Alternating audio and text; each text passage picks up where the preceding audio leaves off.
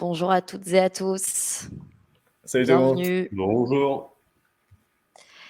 Petit test son. Est-ce que vous nous entendez bien? Vous pouvez utiliser le chat.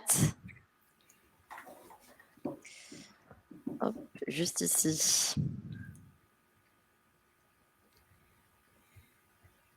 Donc, merci de vous être inscrits et de vous connecter pour le live meeting de Beyond Green, donc anciennement Bio Demain pour ceux qui étaient là en 2020. Donc, n'hésitez pas à utiliser le chat à droite pour vous présenter, si vous le voulez, nous dire d'où vous venez. Voilà, c'est un outil, vous avez la main dessus. Donc, dites-nous, je vois que ça se connecte.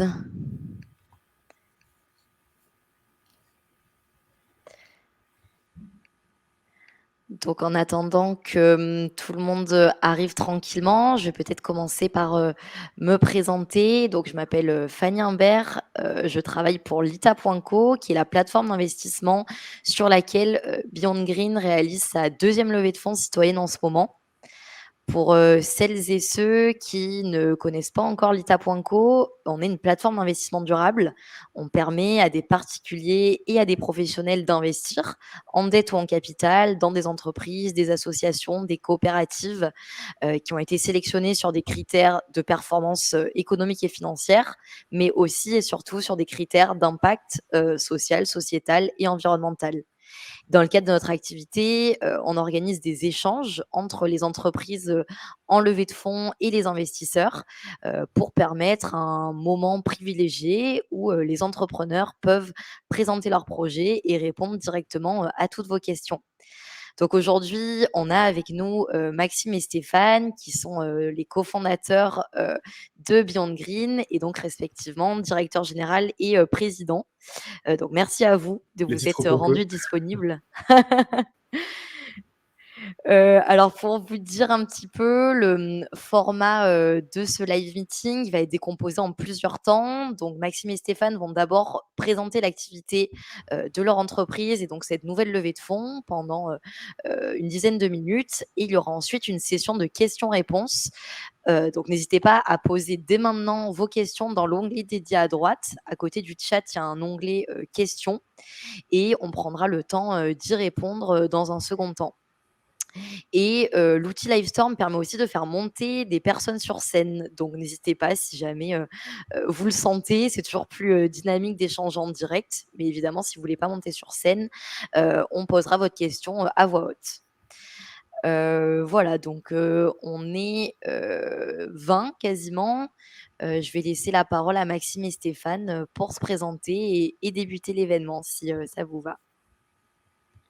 Parfait. Carrément. Enchanté tout le monde, pour ceux qu'on ne connaît pas déjà. Donc, pour présenter Maxime, 25 ans, un des deux cofondateurs de Beyond Green.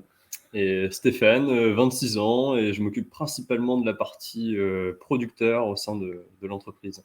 Et pour moi, les sujets plutôt vente et communication. On enchaîne directement, Fanny ? Oui, vas-y, vous pouvez y Allez. aller. Écoutez, on a fait le choix de vous représenter depuis le début tout ce qu'on fait chez Pour Demain et Transition. On ne rentre pas particulièrement dans les détails avec les présentations. L'idée, c'est vraiment vous rebalayer l'activité de l'entreprise, l'origine du projet, pourquoi et comment on fait ça, quelques métriques importantes au niveau notamment chiffre d'affaires, marge, en transparence. Et derrière, on prendra le temps, plus de temps pour les questions. Donc on a fait le choix de faire que 10 minutes et non pas 20 minutes de présentation, pour d'ailleurs prendre le maximum de temps sur les questions-réponses. Ce qui vous intéresse, on pourra en parler. Pour démarrer, je pense que certains ont déjà entendu la jeunesse du projet, mais tout est parti de mon grand-oncle, que vous avez ici en photo. Et le petit roux, c'est pas moi, c'est mon cousin. J'étais pas roux. Et du coup, André, qui était agriculteur en Bretagne et qui, il y a quelques années, a décidé de passer en bio. Ce qui est une très bonne chose. Cultiver en bio pour un agriculteur, c'est bon pour l'environnement, c'est bon pour la santé des agriculteurs, des populations rurales, des consommateurs, et c'est bon aussi pour l'économie, avec de la création d'emplois, des modèles d'agriculture qui sont plus rentables. Malheureusement, passer en bio, c'est compliqué aussi, parce que ça représente 2 à 3 ans de ce qu'on appelle la conversion biologique. C'est 2 à 3 ans compliqués durant lesquels l'agriculteur doit cultiver en bio, avec toutes les contraintes que ça représente, mais sans avoir le label bio. En fait, pendant 3 ans, l'agriculteur, il a tous ses coûts, donc chute de rendement, hausse d'investissement, hausse de la main-d'œuvre, hausse des charges, et pour autant, il n'a pas encore le label, donc pas le prix de vente bio. Donc ça rend la conversion très compliquée, et c'est pour ça qu'aujourd'hui, en France, finalement, on parle beaucoup du bio, mais ça représente jamais que environ 10% des terres agricoles françaises. Donc finalement, c'est très peu, et c'est vraiment lié à cette conversion biologique qui est un vrai parcours de combattant pour le producteur. André, lui, il n'a pas réussi. Il a eu 2 ans de galère, des grosses chutes de rendement. Et en fait, il n'a pas réussi à finir sa conversion. Il a dû revendre la ferme et se reconvertir.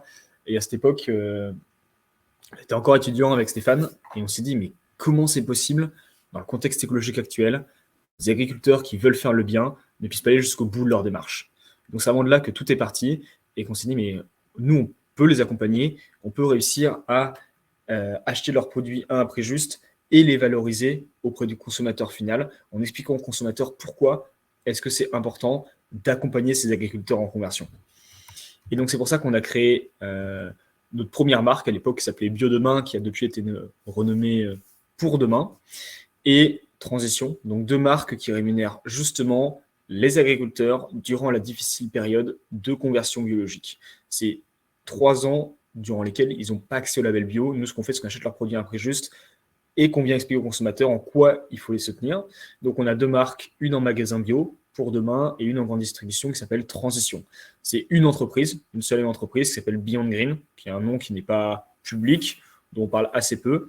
Et finalement, derrière, donc ces 2 marques, pour demain, magasin bio, Transition, grande distri.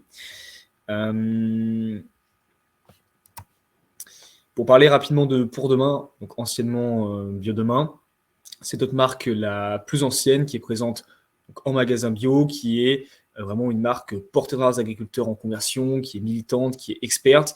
On a environ une vingtaine de références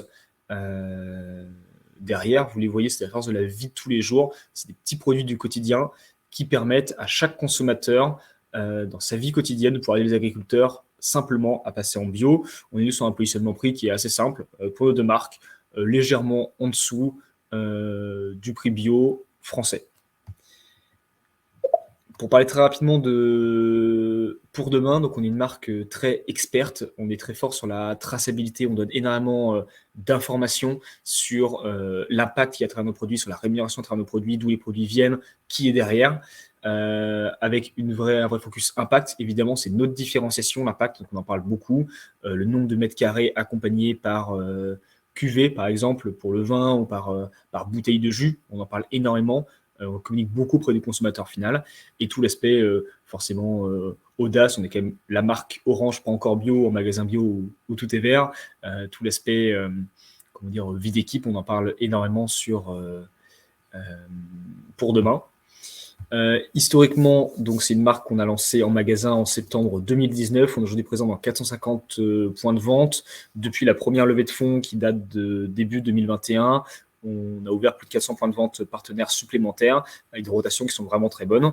Vous avez quelques chiffres ici, je vous laisserai regarder par la suite si vous le souhaitez. On pourrait revenir dessus, mais en tout cas, on a des performances qui sont au-dessus de la concurrence. On est présent dans les principales chaînes de magasins bio françaises, notamment Bio C'est Bon, Sobio, Naturalia, Biocoop, etc.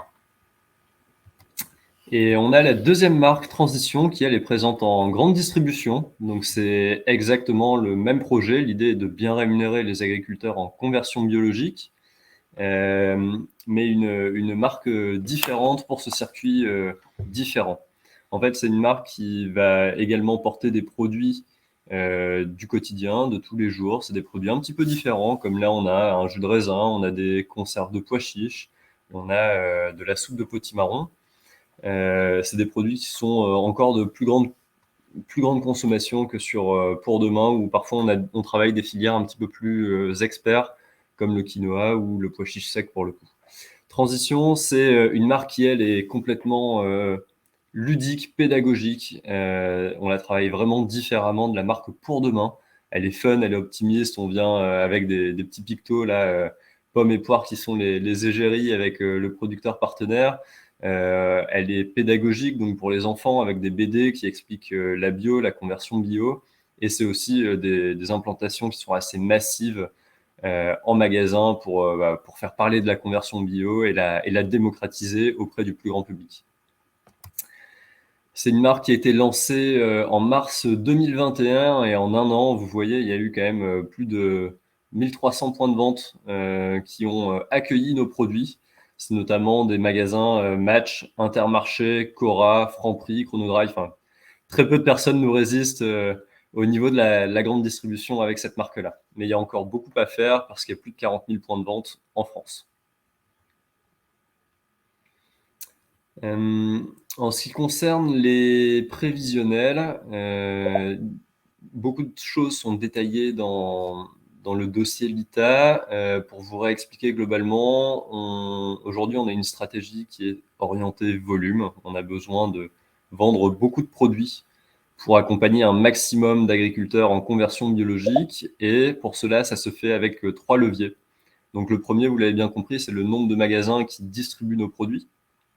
Donc ça, on voit qu'il y a une très belle croissance sur les derniers mois et ça va continuer. On développe également des nouvelles références pour pouvoir accompagner différentes filières et puis pour accompagner toujours plus de producteurs en conversion. Et on a également le levier international. On a eu un lancement au début d'année 2022 en Belgique pour un test actuellement, mais on regarde pour les prochaines années vers d'autres pays européens parce que la conversion biologique est un problème européen. Ce n'est pas que franco-français. Et donc voilà, stratégie de volume avec un chiffre d'affaires qui est en forte croissance.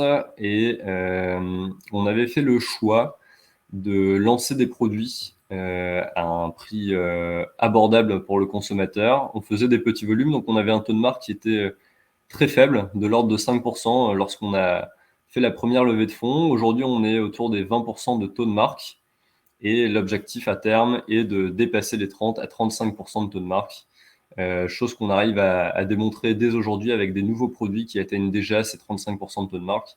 Donc, c'est un objectif largement atteignable.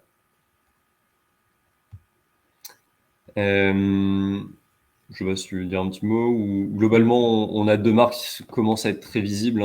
Pour Demain a eu un sacré coup de projecteur au début d'année avec M6. Sinon, les 2 marques sont relayées régulièrement dans la presse, que ce soit Forbes, Europe 1, BFM TV. Mais surtout, on a une très belle visibilité en magasin. Là, vous avez des exemples de toutes les mises en avant qu'on fait pour attirer l'œil et faire découvrir nos marques. Et on a plus de 20 000 ambassadeurs sur nos différentes communautés réseaux sociaux. Et tous ces chiffres, ça fait beaucoup de chiffres, mais tout ça, c'est toujours au service de l'impact et de nos agriculteurs en conversion biologique. Là, à la fin de l'année 2022, on aura accompagné plus de 500 agriculteurs en conversion, ce qui représente pas loin de 6 000 hectares en conversion bio, et on va leur reverser plus de 200 000 € uniquement pour financer leur transition bio. Et notamment, ce chiffre-là, les 200 000 € est principalement corrélé avec notre chiffre d'affaires, ce qui laisse vraiment de belles perspectives pour les années à venir. Et vous l'avez compris, si on est là aujourd'hui, c'est qu'on est en train de lever des fonds avec une ambition très globale qui est d'accélérer le développement du marché français. Ce qu'on entend par là, c'est forcément une accélération au niveau chiffre d'affaires et aussi une atteinte de la rentabilité sur ce premier gros marché qu'on a aujourd'hui.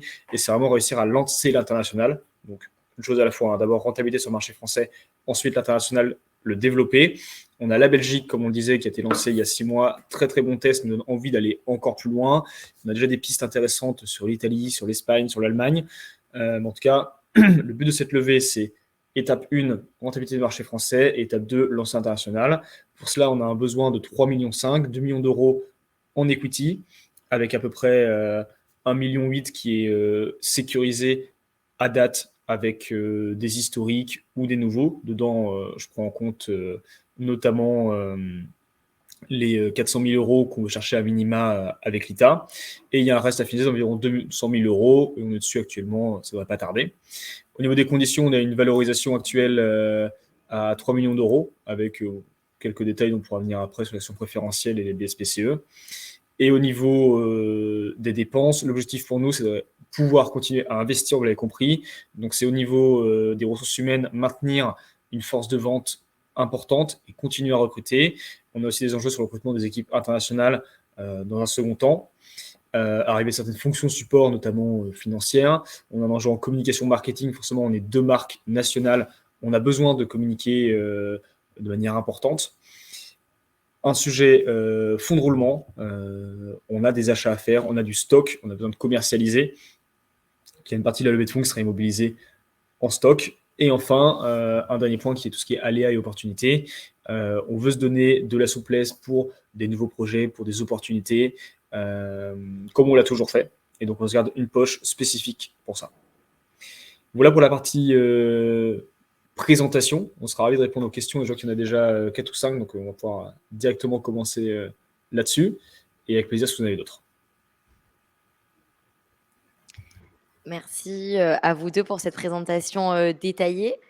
Nous, voilà, de notre côté, chez Lita, on est ravis de faire partie de l'écosystème autour de Beyond Green et d'accompagner l'entreprise dans cette aventure depuis 2020. Donc, pour celles et ceux qui ne le savent pas, on avait déjà réalisé une levée de fonds citoyenne en 2020 où on avait levé plus de 200 000 euros, donc avec à l'époque Biodemain, enfin, c'était sous ce nom-là. Tout à fait. Euh, Et Fanny, c'est vrai que je n'ai pas précisé, mais pour nous, ce qui est important à faire une levée de fonds citoyenne, participative comme celle-là, c'est qu'on a vraiment l'envie de se dire qu'on n'a pas une aventure juste à deux avec des investisseurs, mais qu'on est capable d'intégrer toutes nos parties prenantes à travers une levée de fonds comme celle-ci. Et donc là, on parle d'agriculteurs, on parle de consommateurs, on parle de citoyens qui veulent nous soutenir. Il y a des magasins qui sont déjà rentrés à notre capital. Et on veut continuer dans cette aventure-là, cette idée de tous ensemble, collectivement, on est plus fort et on partage la valeur tous ensemble. Top, merci d'avoir ajouté ça. Et peut-être juste avant de laisser la place à la session de questions-réponses, je voulais rapidement rappeler pourquoi Lita, on avait choisi d'accompagner l'entreprise dans cette nouvelle levée de fonds, donc les raisons à l'investissement. Donc tout d'abord parce que Beyond Green a une proposition de valeur qui se veut simple, claire et percutante pour les consommateurs et les producteurs et qui est bien reçue par les distributeurs et en magasin, notamment en grande distribution. L'entreprise a aussi une forte traction commerciale avec une double implantation en distribution spécialisée bio et en grande distribution et un chiffre d'affaires en constante augmentation.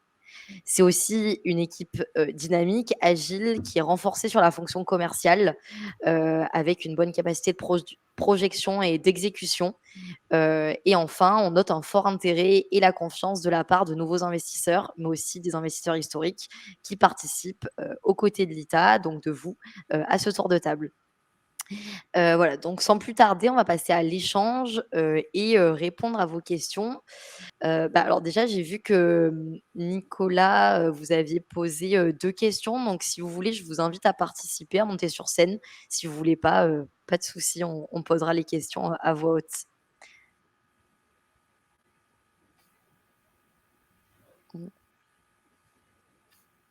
Ah, bon.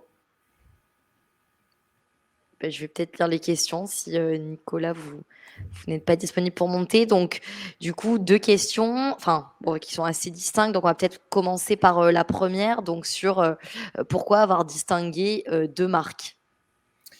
Alors, dans la distribution alimentaire, il n'est pas possible, par politique commerciale, d'avoir la même marque dans les 2 réseaux, réseaux bio spécialisés en grande distribution. En fait, les réseaux bio, pour une question de différenciation, souhaitent avoir des marques différentes. C'est pour ça que vous retrouverez, je prends l'exemple que tout le monde quasiment connaît, la marque Bjorg en grande distribution. Il y a la marque Bonne Terre en magasin bio. C'est le même groupe, c'est les mêmes usines, souvent les mêmes produits, mais 2 marques différentes avec des packagings différents. On a fait la même chose, déjà parce qu'on n'est pas forcément le choix, et on l'a aussi transformé en opportunité d'avoir 2 marques qui communiquent de manière différente. Une marque très experte, militante pour demain en magasin bio, qui va chercher finalement les personnes déjà convaincues et qui va donner encore plus de précision, plus d'expertise. Et une marque, les super-héros, c'est les super-héros agriculteurs, qui est sympathique, qui est fun, qui est agréable et qui attire le grand public vers l'agriculture durable, finalement, parce qu'elle est sympathique, justement parce qu'elle a des messages simples. Donc c'est pour ça qu'on a vraiment scindé ces 2 marques dans une question de politique commerciale et de communication aussi. Merci pour cette réponse. On a une question un petit peu dans le même sens juste après. Peut-être qu'on On peut y répondre maintenant et après on répondra à l'autre question de Nicolas. Donc c'était sur effectivement ces différents noms, donc entre Beyond Green, Bio Demain, Pour Demain, Transition. Yann nous demandait est-ce que vous n'avez pas peur de perdre les consommateurs en termes de messages avec ces différents noms, et aussi quel était votre positionnement marketing et communication, et peut-être revenir du coup, j'en profite sur expliquer le changement de nom de Bio Demain à Pour Demain. Peut-être qu'il y a des personnes qui ne sont pas au courant. Donc, Tout à fait. Yann, pour t'expliquer, il n'y a, en tout cas là on fait la version complexe et totale parce que vous êtes des futurs investisseurs, donc vous avez besoin d'avoir toutes les infos. La réalité, c'est que le consommateur, lui, il ne voit que Pour Demain ou que Transition. On ne communique jamais avec les deux en même temps, on ne communique jamais Beyond Green, on ne communique plus Bio Demain. En fait, donc on a vraiment deux marques qui sont les deux facettes visibles de l'entreprise sur des canaux de distribution différents. Donc il n'y a jamais de cohabitation de l'une et de l'autre en même temps. Donc pour le consommateur, c'est simple, il a une marque en face de lui. Et il y a eu une complexité à un moment, c'est le changement de nom entre Bio Demain et Pour Demain, qui est on est en plein dedans. C'est pour ça qu'on cite encore Bio Demain régulièrement pour que tout le monde comprenne bien le lien. On a dû changer de nom suite à une attaque judiciaire. Et donc, on a, pour la cause du mot bio, qui était sur notre packaging, alors que nos produits sont en conversion. Et malgré toute la clarté qu'on pouvait apporter à travers nos claims sur le pack, on a malgré tout dû changer. C'est pour ça qu'on est passé sur Pour Demain dernièrement. Et donc, en tout cas, les deux facettes visibles, c'est Pour Demain d'un côté, Transition de l'autre, magasin bio, grande distrie. Et au niveau positionnement marketing communication, c'est ce que j'ai tout à l'heure, le côté très expert militant, côté Pour Demain, et la partie très pédagogique, grand public, optimiste, côté transition.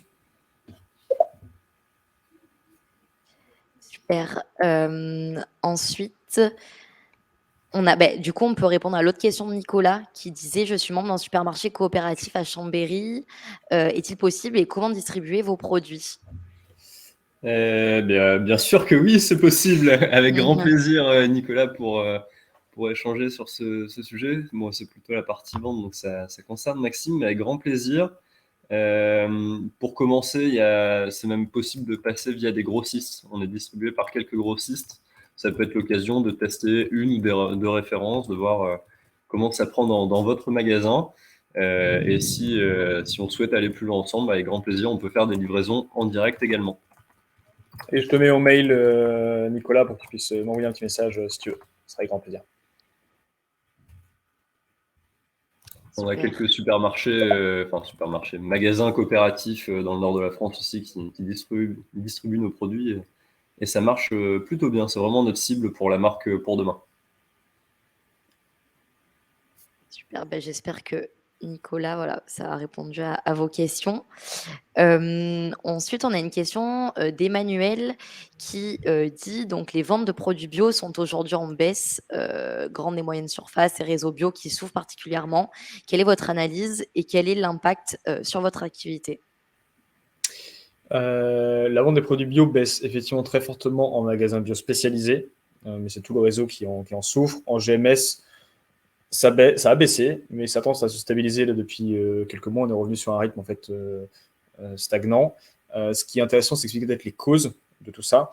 On a eu une augmentation très forte et pas naturelle pendant le Covid des chiffres bio, dû au fait que les gens se tournaient plus vers la proximité, dépensaient moins à l'extérieur, donc dépensaient plus pour leur alimentation. En fait, c'était une croissance qui n'a pas été naturelle. En fait, là, on a déjà un effet de rattrapage de base sur les produits bio. Première explication. Deuxième explication, c'est la baisse du pouvoir d'achat actuellement, qui font que pas mal de personnes finalement vont moins consommer bio et notamment se détournent des réseaux bio spécialisés pour aller plus vers la grande distribution qui est moins chère. Et donc forcément, le chiffre d'affaires global bio baisse ou stagne en tout cas. Nous, en termes d'impact sur l'activité, en grande distribution, on ne le voit absolument pas.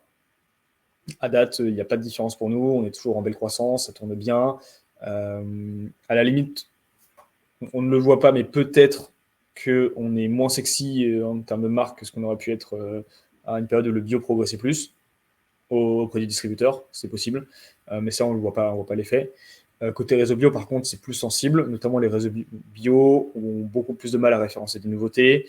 Ils sont beaucoup plus sécuritaire surtout, et les rotations en pâtissent aussi. C'est plus dur pour nous de rester en croissance sur Pour Demain que sur Transition. Et malgré tout le boulot, c'est vrai que c'est un peu plus dur que ce qu'on a connu. Et au niveau approvisionnement, il y a toujours eu des paliers finalement de conversion. Et au niveau de la bio en France, on est sur si on regarde sur 15 ans, on est sur une très belle dynamique de croissance, mais ça s'est toujours fait par palier en fait. Et donc aujourd'hui, en termes de conversion, on est sur un plateau, mais il y a déjà sur certaines filières des manques qui se font ressentir. Super, merci à vous deux. Ensuite, donc, je remonte les différentes questions. On a une question, d'Élise, qui dit: «Vous aidez les agriculteurs via la compensation prix produit uniquement ou d'autres aides sont prévues?» donc notamment au niveau des équipements, des recrutements ou autres. Aujourd'hui, notre force, c'est vraiment la rémunération juste des agriculteurs en conversion bio. Donc, c'est notre première proposition finalement pour nos bénéficiaires. On a quelques idées justement dans les bacs, comme on discute beaucoup avec ces producteurs partenaires. Ils nous émettent finalement des idées aussi, hein, ou des besoins.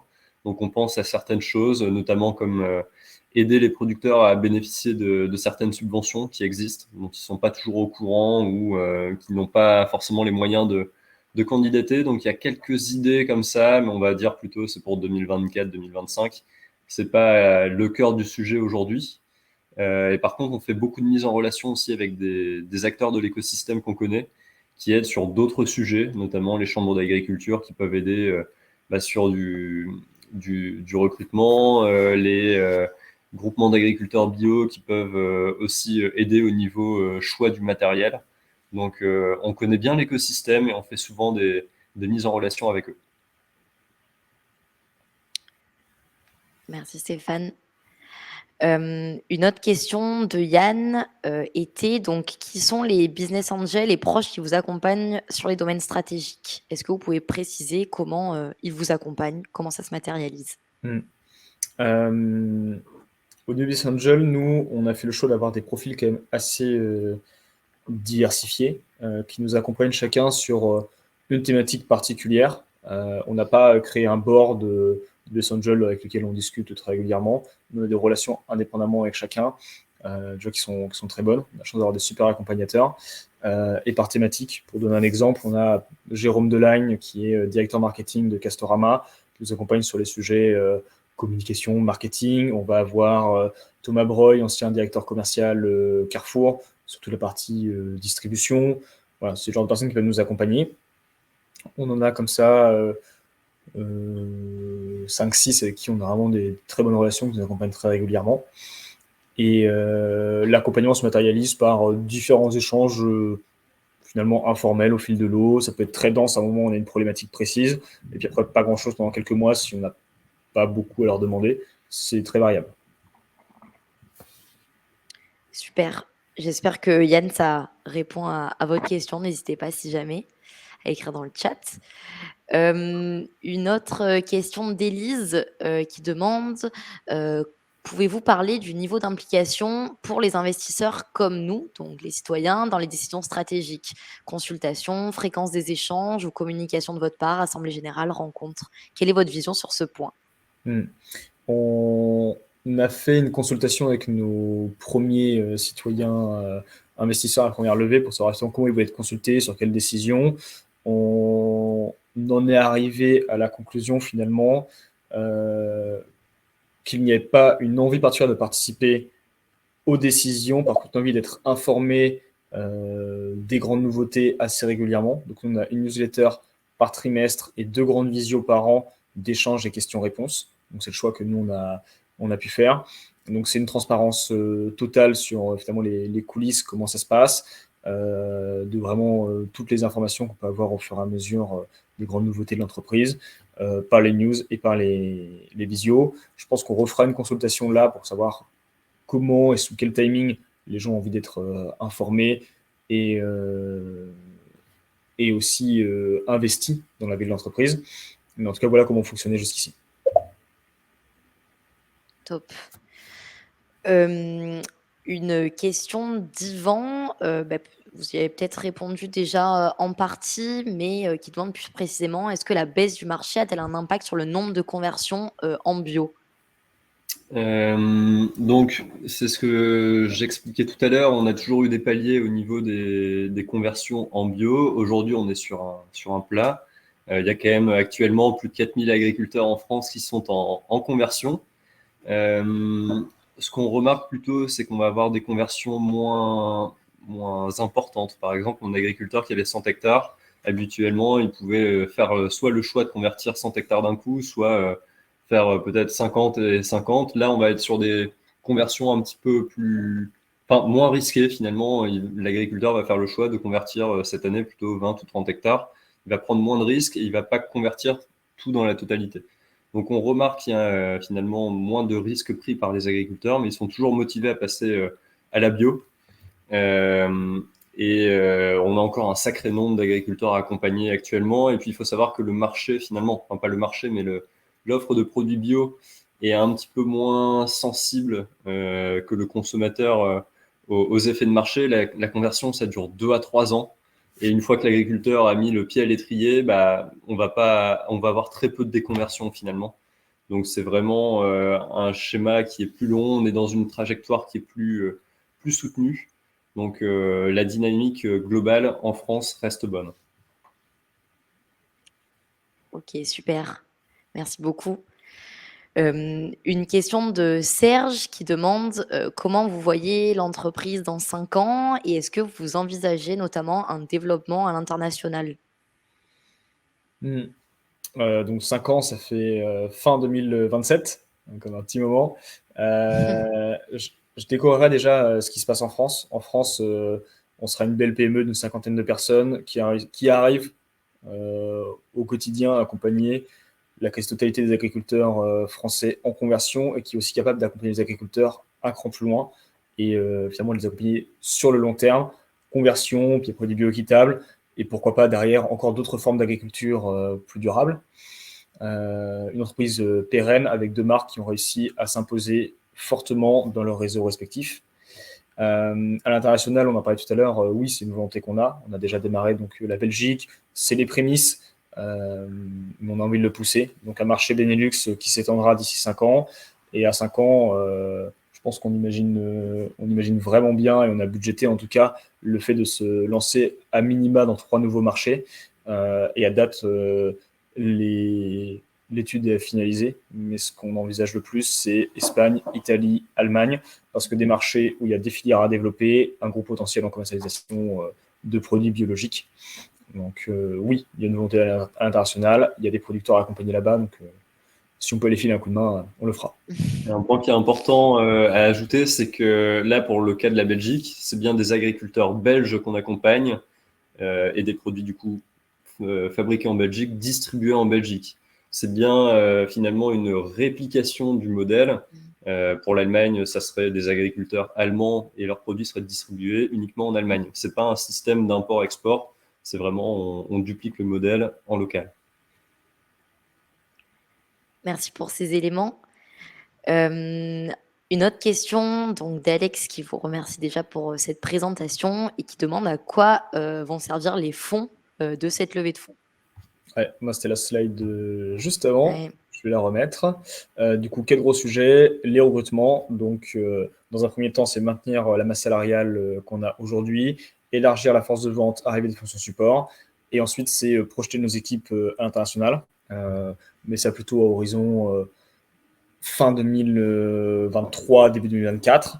Le sujet communication, marketing. Donc, projeter nos marques, les imposer au niveau médiatique nationalement, ce qu'aujourd'hui on fait, mais avec un budget très faible et pas aussi bien que ce qu'on devrait faire. Un sujet fonds de roulement, on a des stocks à financer, une partie de la levée de fonds qui va être immobilisée dans nos stocks, nous permettre d'avancer vite, de s'engager auprès des producteurs et de pouvoir faire des gros lancements. Et enfin, une poche qu'on garde en réserve, comme on l'a fait sur la première levée de fonds, pour saisir les opportunités. C'est ce qui nous a permis, après la première levée, de pouvoir lancer la Belgique, alors que ce n'était pas budgété, pas prévu. On veut faire la même chose, donc on garde une poche de 100 000 euros, qui n'est pas négligeable, et qui nous permet vraiment de se dire qu'on peut voir venir des soucis, comme saisir des opportunités intéressantes assez facilement. Super. Une question d'Audrey qui, demande, sur quels critères sont basées vos projections de développement? Est-ce que vos hypothèses prennent en compte de potentiels, nouveaux acteurs sur le positionnement de la conversion bio? Et comment envisagez-vous l'arrivée de nouveaux acteurs?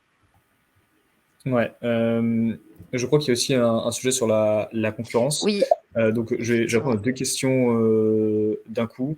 Déjà, sur la partie concurrence, il n'y a quasiment rien sur la conversion. Il y a quelques petits produits que vous pouvez voir ici, mais finalement, c'est des produits soit tout seuls, soit avec une gamme très courte, et souvent devenant de marques bio ou de marques distributeurs qui ont du coup du mal à vraiment bien communiquer sur la conversion. Et en tout cas, sur ces différentes gammes, soit elles sont arrêtées, soit elles sont restées embryonnaires, soit elles ne marchent pas vraiment. Donc aujourd'hui, la concurrence sur la conversion spécifiquement n'existe quasiment pas. Et on n'a pas vraiment peur qu'elle arrive. Hop, parce qu'il y a quand même des freins assez importants à l'entrée du marché. Toute la partie déjà approvisionnement. Nous, quand on signe un contrat avec une coopérative ou des agriculteurs partenaires, on signe une exclusivité avec eux sur la partie conversion biologique. Donc en soi, on maintient, nous, notre approvisionnement et on est capable de sécuriser le marché à ce niveau-là. Nous, la distribution, en magasin bio, il y a vraiment très peu de chances que notre marque arrive à s'implanter, dans le sens où ça reste des magasins bio et avoir une marque de la conversion qui a son petit corner, comme on a dans quasiment tous nos magasins, bah, c'est cool, mais en avoir plusieurs, ça marche plus. Donc, je ne pense pas que d'autres puissent arriver en magasin bio spécialisé. En grande distribution, ça pourrait arriver, mais à nouveau, la place, elle est limitée. Même en grande distribution et dans les gros magasins, il n'y a pas de place pour tout le monde. Et je ne pense pas que des acheteurs, ceux avec qui on a des bonnes relations et qui on fonctionne bien, iraient chercher quelqu'un d'autre. Donc, au niveau de la distribution, ça met quand même un frein assez important. Et ensuite, un sujet d'expertise légale, où on a appris parfois à nos dépens, notamment le changement de nom, on a appris à dépasser tout le flou juridique qui est autour de la conversion biologique. Et ça, pour le coup, c'est une vraie expertise qu'on a aujourd'hui en interne sur comment communiquer là-dessus. Et enfin, toute la notoriété, crédibilité qu'on a pu acquérir au fil des années, de la communication, tout ce qu'on a aujourd'hui, on l'a aussi parce qu'on était les premiers. Et quelqu'un de nouveau ne pourrait pas, en tout cas, avoir autant le feu des projecteurs que ce qu'on a pu avoir.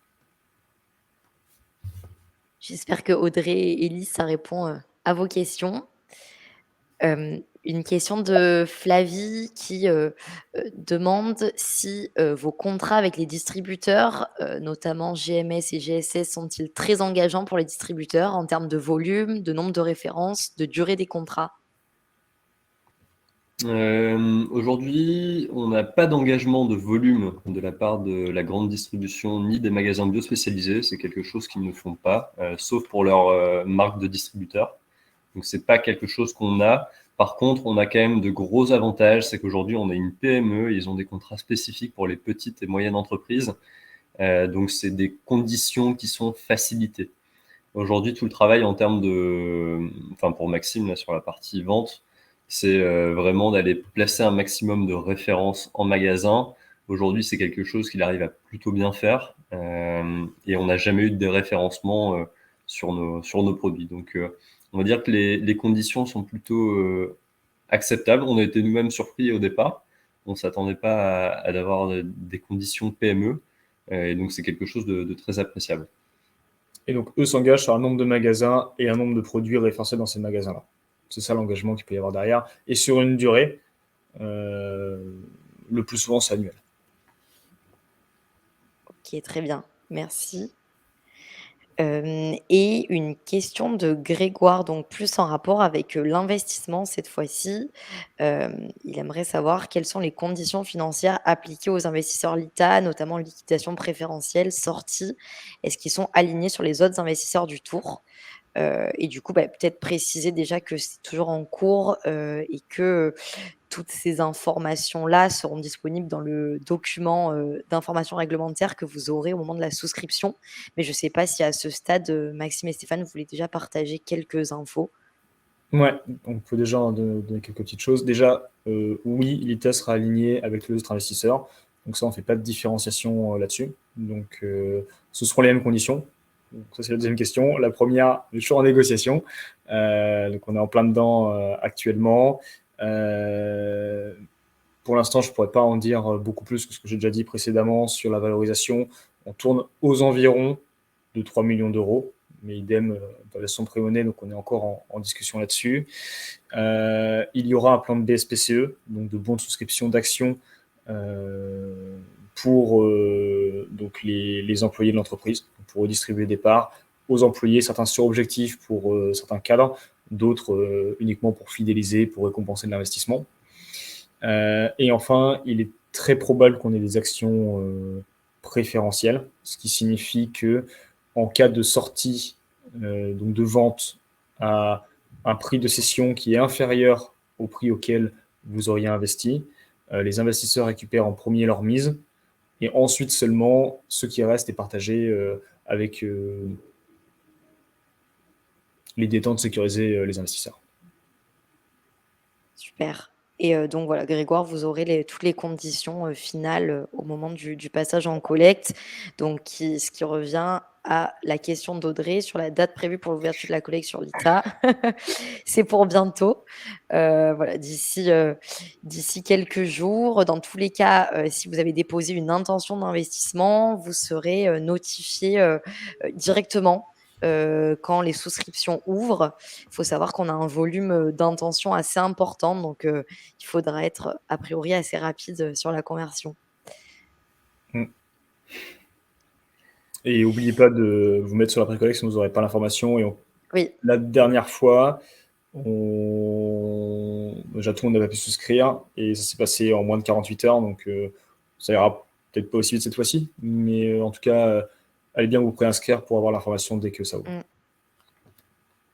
Tout à fait. Alors, je ne sais pas si vous avez d'autres questions. A priori, on a balayé toutes les questions. N'hésitez pas, si jamais, on peut en prendre encore quelques-unes. Peut-être en attendant, vous rappeler un petit peu les conditions de l'investissement. Donc, c'est un investissement en actions qui vous donne accès à un avantage fiscal qui s'appelle l'IR-PME, donc c'est-à-dire une réduction de votre impôt sur le revenu de 25% du montant investi quand vous investissez dans Beyond Green. Donc plus concrètement, vous investissez cette année 1 000 €, l'année prochaine, vous pouvez réduire de 250 € votre impôt sur le revenu. Et il y a aussi un avantage financier potentiel qui est une plus-value au moment de la sortie. Voilà, mais toutes les conditions sont à retrouver sur la page LITA. Vous avez pour l'instant accès à un pitch deck, mais d'ici le passage en collecte, vous aurez un dossier d'investissement détaillé qui résulte de l'analyse de l'ITA sur Beyond Green. Voilà, où on vous exposera un petit peu le marché, les stratégies de développement, les conditions d'investissement. Donc, c'est toujours intéressant de regarder ça en détail avant de franchir le cap de l'investissement. Et aussi peut-être rajouter que pour investir, si jamais vous êtes intéressé, il faudra bien que votre profil LITA soit complété. C'est-à-dire que vous ayez votre profil validé, que vous ayez ajouté une pièce d'identité. Voilà, nous, c'est une réglementation de l'AMF. Vous êtes obligé d'avoir cette pièce-là. Et donc, ça peut vous bloquer pour l'investissement. Donc, je vous invite à regarder en amont si tout est OK. Et j'ai vu une question d'Inès sur le ticket minimum d'entrée pour cette levée. Nous, on a fait le choix de mettre un ticket très bas, le minimum, je crois, que vous faisiez sur l'ITA, qui est à 100 €. L'idée pour nous, c'est vraiment de permettre à tout à chacun d'avoir accès au capital de l'entreprise. On n'a pas voulu mettre un minimum particulier. Notre envie, c'est vraiment que n'importe qui puisse nous rejoindre. Donc voilà, 100 €.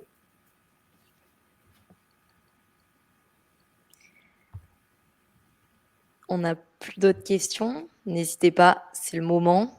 Bon, puis si jamais vous avez d'autres questions, vous pourrez les poser dans la page sur le site de l'ITA. Il y a un onglet questions-réponses, donc vous pouvez les poser et on est plutôt réactif dessus, donc n'hésitez pas. Voilà. Bon, écoutez, on va, si ça vous va, si vous n'avez rien de plus à ajouter, Maxime et Stéphane, on va pouvoir se quitter maintenant. Non, écoutez, n'hésitez pas à nous contacter si vous avez des questions. Il y a l'ITA qui est dispo, mais nous aussi, notamment sur les réseaux. C'est pas déjà le cas, vous pouvez nous suivre. met plein de nouveautés régulièrement. Et si vous voulez me contacter, c'est le meilleur moyen de le faire. Donc voilà, n'hésitez surtout pas, ça sera avec plaisir. Et un grand merci pour toutes vos questions, toujours aussi pertinentes. Merci à tous. Merci à vous d'avoir animé ce live et merci à tous donc d'avoir rendu vivants ces échanges. Et voilà, donc n'hésitez pas, on reste disponible, que ce soit Beyond Green ou nous, vous pouvez nous contacter. Et donc ce live sera disponible en replay sur notre chaîne YouTube. Donc si jamais il y a des personnes qui ont raté le début, qui vont rater la fin, vous pourrez le reconsulter. Merci à tous. Bonne journée et restez connectés donc pour l'ouverture des souscriptions. À bientôt. Bonne journée, à bientôt.